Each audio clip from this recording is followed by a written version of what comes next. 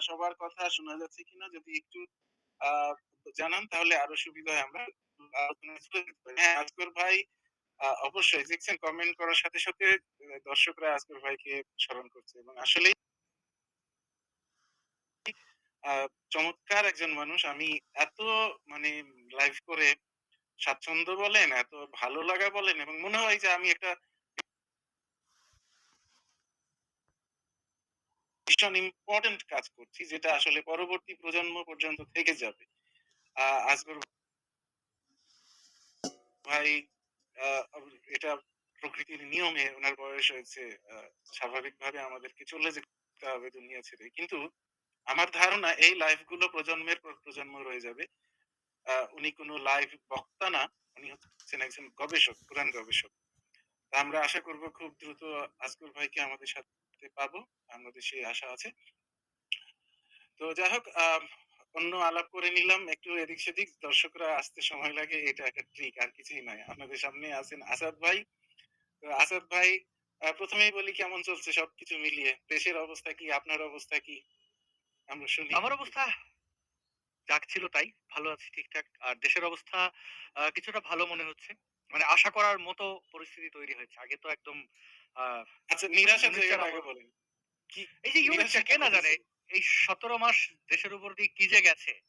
ইউনূস এই মহামব ইউনূস যে কি এটা তো বাংলাদেশের সকলেই হাড়ে, হাড়ে টের পায়। এমনকি ইউনিসেক্স যারা ছিল মানে একটা গোত্রকে বলা ইউনিসেক্স মানে যারা এসে বলত, "আরে লোকটা কি থামান, কি করে ফেললো?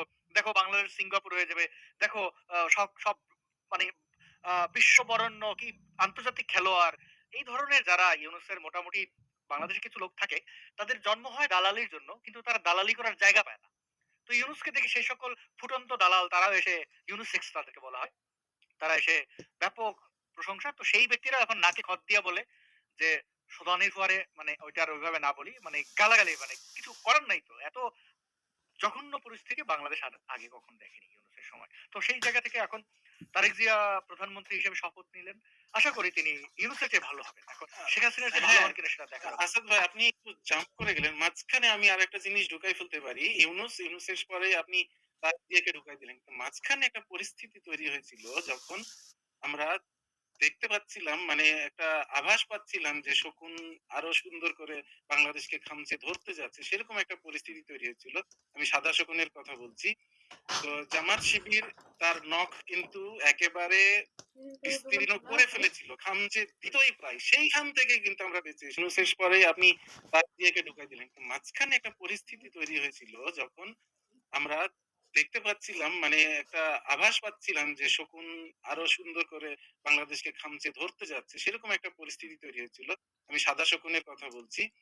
তো জামাত শিবির তার নখ কিন্তু একেবারে বিস্তীর্ণ করে ফেলেছিল। খামচে দিতই প্রায়। সেইখান থেকে কিন্তু আমরা বেঁচে এসেছি। শুধু ইউনূসের হাত থেকে না, আমরা একেবারে শকুনের নখ থেকেও বেঁচে এসেছি। সে ব্যাপারেও কিছু বলেন। আমার বিশ্বাস ছিল বাংলাদেশ কখনোই জামাত ইসলামের রাজাকার মুনাফিকদের অ্যাকসেপ্ট করবে না। সাধারণত মানুষ ধর্ম দেখে বিভ্রান্ত হয় মরীচিকার মতো। কিন্তু দিন শেষে মরীচিকা তো মরীচিকাই, এটা কখনো জল হয় না। তো জামাতের মুখ এবং মুখোশ মানুষ বুঝতে পেরেছে এবং জামাত আজীবনই তাদের ঘুমটা বন্ধ রাখতে পারে না। ঘুমটা খুলেই তারা আসে, এই যে নারীদেরকে বেশ্যা বলে গালাগালি করল। আমার দুঃখ লাগে পিনাকির জন্য। মানে হতে চেয়েছিল খুব উৎকৃষ্ট মানের দালাল, কিন্তু এত নিকৃষ্ট মানের দালাল হয়ে গেছে যে অবশ্য এই ধরনের এলিমেন্ট সমাজে থাকবে। তো সব মিলিয়ে হ্যাঁ, আপনি ঠিকই বলেছেন। জামাতের ব্যাপারটা নিয়ে একটু আমরা চিন্তিত ছিলাম। বাট বাংলাদেশের উপরে ভরসা ছিল। মনে তো ভরসা ছিলই। ভরসা না থাকলে অ্যাক্টিভিজম কেউ করে। ডোবা নৌকা আপনি কি ফেরাতে চাইবেন? যদি দেখেন যে অবধারিত যে নৌকা ডুববেই, তখন কি করবেন? জাম্প করে নিজের সাথে সময় নষ্ট না করা। তো সেচে যাচ্ছিলাম যতটুকু পারি। মাঝি হিসাবে, নৌকার মাঝি ঠিক না। নৌকার একজন আ কি বলব যে পারাপারের মধ্যেই ছিলাম। ট্রানজিশন এর মধ্যেই ছিলাম। সেই হিসাবে আমি আমার জায়গা থেকে যতটুকু পেরেছি আপনি করেছেন। সকলেই মিলে আমরা কিন্তু এই জামাতের মুখ এবং মুখোশ দেখাতে পেরেছি। তারা ভয়ংকরভাবে পরাজিত হয়েছে এবং আমরা আরেকটা উদাহরণ দেখেছি বীর মুক্তিযোদ্ধারা যে কতটা সাহসী হন। ১৯৭১ এ যে সুনিশ্চিত পরাজয় জেনেও অস্ত্র হাতে নিয়ে যুদ্ধ করেছিলেন, এই মাতৃভূমিকে মুক্ত করেছিলেন।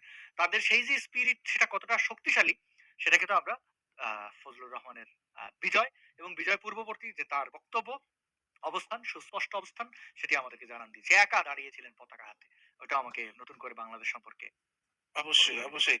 আসাদ ভাই আমি আপনাকে মানে বলতে চাই যে দেখেন, আমাদের জনগণ, আমাদের দেশের মানুষ মুক্তিযুদ্ধকে রক্ষা করবে। এটা তারা বলতে পারবে না। এটা তাদের রক্তের সাথে মিশে আছে। এটা তাদের রক্তের গল্প। এটা তাদের রক্ত দিয়ে পরিশোধ করা আ একটা প্রাপ্তি। সেটা তো এমনি আসেনি। সেটাকে কিভাবে ভুলবে মানুষ? সুতরাং এই যে আমাদের মুক্তিযোদ্ধারা জয়লাভ করেছে, এটা থেকে প্রমাণ হয় যে আমাদের জনগণ কখনোই মুক্তিযুদ্ধকে ভুলতে পারবে না। সেটার বিরুদ্ধাচরণ যারা করতে আসবে তাদেরকে ধূলিসাৎ করে দিবে। এই প্রায় ৫০ পুরো এক অর্ধ শতাব্দী পরে এসেও যে মানুষের মধ্যে যে স্পিরিট আছে, আপনি সেটা আরো অর্ধ শত বছর পরেও সেটা কোনোভাবেই মুছে দিতে পারবেন না। কিন্তু এইখানে একটা প্রশ্ন আসে যে এতদিন ধরে কিন্তু আম আমাদেরকে বারবার বলা হতো, আওয়ামী লীগের বিকল্প কে দেখান। হ্যাঁ, আওয়ামী লীগ ছাড়া তো কেউ মুক্তিযুদ্ধকে রক্ষা করতে পারবে না। আওয়ামী লীগ ছাড়া তো দেশ চলে যাবে, পাকিস্তান হয়ে যাবে, আফগানিস্তান হয়ে যাবে। এই ব্যাপারটা বলেন। আগে আপনার কাছ থেকে শুনি। মানে আসলে কি আওয়ামী লীগ ছাড়া কি বাংলাদেশ মানে মুক্তিযুদ্ধ থাকবেই না? এটা কি শুধুমাত্র আওয়ামী লীগেরই অবদান নাকি দেশের জনগণ কখনোই মানে আমি বলতে চাচ্ছি যে হ্যাঁ, আওয়ামী লীগ দেশের জনগণই চুজ করে নিবে আওয়ামী লীগকে। যদি জনগণ মনে করে যে আওয়ামী লীগ রক্ষা করবে, দেশের স্বাধীনতার যে শপথ ছিল সেটাকে রক্ষা করবে, তাহলে আওয়ামী লীগ চুজ করে নিবে জনগণ চুজ করে নিবে আওয়ামী লীগকে। অর্থাৎ মূল রক্ষাকর্তাটা জনগণ।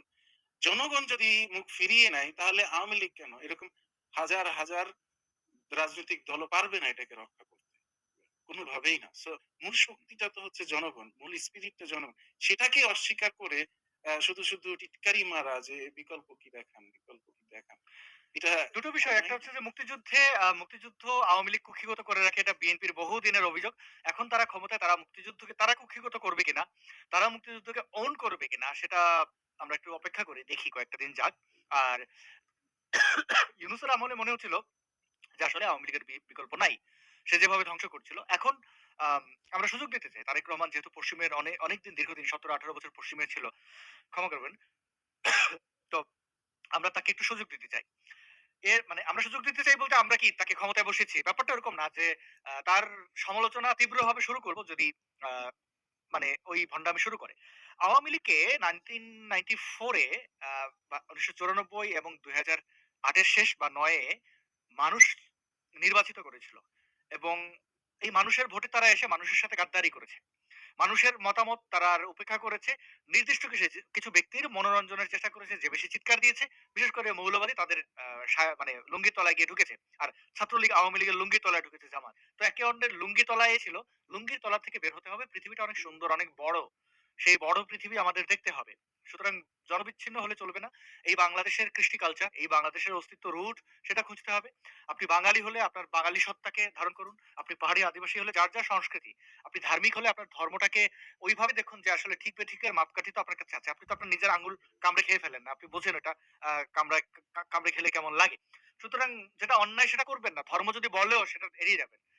আবার আমাদের যারা হিন্দু ধর্মাবলম্বী রয়েছেন তাদের উচিত হবে যে আওয়ামী লীগই যে আসলে সর্বেসর্বা সেটা একটু পুনরায় বিবেচনা করা। কারণ আওয়ামী লীগের আমলে যে সকল অন্যায় অত্যাচার তাদের উপরে হয়েছে সেটা প্রমাণ করে না যে আওয়ামী লীগ তাদেরকে আ মানে রক্ষা করা তো দূরের কথা, তাদের নাগরিক মনে করে।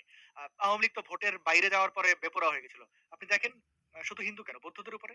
শুরুই তো হয়েছিল বৌদ্ধদের উপর দিয়ে। কক্সবাজারের রামুর ঘটনাটা দেখেন, আওয়ামী লীগ জড়িত। আপনি রসরাজ দাসের কথা মনে আছে? নাসিরনগর? নাসিরনগরে হামলা আওয়ামী লীগের এমপি জড়িত ছিল এবং সেই এমপি তো সরাসরি ভিডিওতে বলেছিল মালাউনের বাচ্চা বলে হিন্দুদের গালাগালি করেছিল। বা মৎস্য কৃষি কি একটা মন্ত্রী ছিল ওই লোকটা। আপনারা পত্র-পত্রিকা এখনো পাবেন। আপনারা দেখেন সাল্লার ঝুমন দাস একজন সাধারণ মানুষ। সে মামুনুল হকের সমালোচনা করেছিল বলে তার উপরে হামলা চালালো কিন্তু আওয়ামী লীগের লোকজন। আপনারা দেখেন কুমিল্লার নানুয়ার দিঘির পাড়। সেই কুখ্যাত বাহার। তার রাগ ক্ষোভ ছিল স্থানীয় কিছু হিন্দুদের মধ্যে। সেগুলোকে সে পণ্ড মানে ওদেরকে পূজা ওখানে করতে দেবে না বলে হনুমানের কোলে এসে একটা কোরআন বসিয়ে দিল গদা ইকবালকে দিয়ে। নেশাখোর একটা ছেলেকে ভাড়া করে। তারপরে সারা বাংলাদেশে যে রক্ত ঝরলো, যে মানুষ হিন্দু ধর্মাবলম্বী হত্যার শিকার হলেন, যে উপাসনালয়গুলো ভাঙা হলো, এগুলো তো আওয়ামী লীগের আমলে হয়েছে। প্রত্যেকটা ঘটনার পেছনে দেখবেন যে কোনো না কোনোভাবে আওয়ামী লীগ জড়িত। প্রায় একদম দায়িত্ব নিয়ে বলতে পারি 80% এর উপরে হিন্দুদের উপরে নির্যাতন নিপীড়ন আওয়ামী লীগের আমলে আওয়ামী লীগই করেছে। হ্যাঁ, বিএনপি ক্ষমতায় আসে ২০০১ সালে এবং তারা ক্ষমতায় এসেই হিন্দুদের উপরে গণহারে নির্যাতন চালায়। পূর্ণিমা রানীর কথা আমাদের মনে আছে। তার মা কেঁদে বলছিল যে, "বাবারা তোমরা একে আসো, আমার বাচ্চাটা ছোট।" মানে একজন মা তার বাচ্চাকে ধর্ষণ হতে দেখছে। কিন্তু যেন মেরে না ফেলে এইজন্য বলছে মানে মন্দের ভালো। ইস! এই হৃদয় বিদারক দৃশ্যগুলো আমার মনে করতে হচ্ছে আমি দুঃখিত। ১৯৭১ এর এই ঘটনাগুলো আমরা বইয়ে পড়েছি। আমরা মুক্তিযুদ্ধের আর্কাইভে এখনো দেখতে পাই। কিন্তু আ আ আমার তখন বিবেক বিবেচনা ঘটেছে। মানে তখন আমি মানে আ স্কুল শেষ করছি অবস্থা। এগুলো আমাকে খুব পীড়া দেয়। সেই জায়গা থেকে দাঁড়িয়ে আওয়ামী লীগ এসেও হিন্দুদের সাথে একই কাজ করলো। এবার বিএনপি তারা তাদেরকে মানে বিপুল ভোটে জয়ী করেছে। এর পেছনে কিন্তু হিন্দু ধর্মাবলম্বীদের একটা বড় ভূমিকা আছে। এমনও অসংখ্য আসন আছে যেখানে হয়তো বিএনপি ১০০ ভোটে, ৫০০ ভোটে জিতেছে বা ১০০০ ভোটে জিতেছে। সেই ভোটগুলোর পার্থক্য কিন্তু করে দিয়েছে হিন্দুরা। হিন্দু ধর্মাবলম্বীরা যদি এবার বিএনপিকে ভোট না দিত, তাহলে কিন্তু বিএনপির জেতা মানে অন্ততপক্ষে এই আসনগুলো তো পেতই না। জামাত আরো ফুলে ফেঁপে বড় হতো। তো এই জায়গাগুলো আসলে ওই যে আমাদের রুট অস্তিত্ব সেগুলোকে আমরা যেন বুঝি। এই উপত্যকার মানুষের উপরে যেন ধর্ম দেখে, বর্ণ দেখে নির্যাতন না করি। পাহাড়ি আদিবাসীদেরকে এখনো কোনো মন্ত্রিত্ব দেওয়া হয়নি। ওখানে দেখলাম একজন বাঙালিকে মন্ত্রিত্ব দেওয়া হয়েছে। পাহাড় বিষয়ক। তো এটা তো অন্যায় হয়েছে। আমার মনে হয় একটু সময় দেই বিএনপিকে। দেখি তারা কি করে। তবে তারা যদি না শুধরায় তাহলে বিএনপির মানে আওয়ামী লীগ তো তাও ফিরে আসার সম্ভাবনা আছে। বিএনপির সেই সম্ভাবনা থাকবে না। এক্সাক্টলি।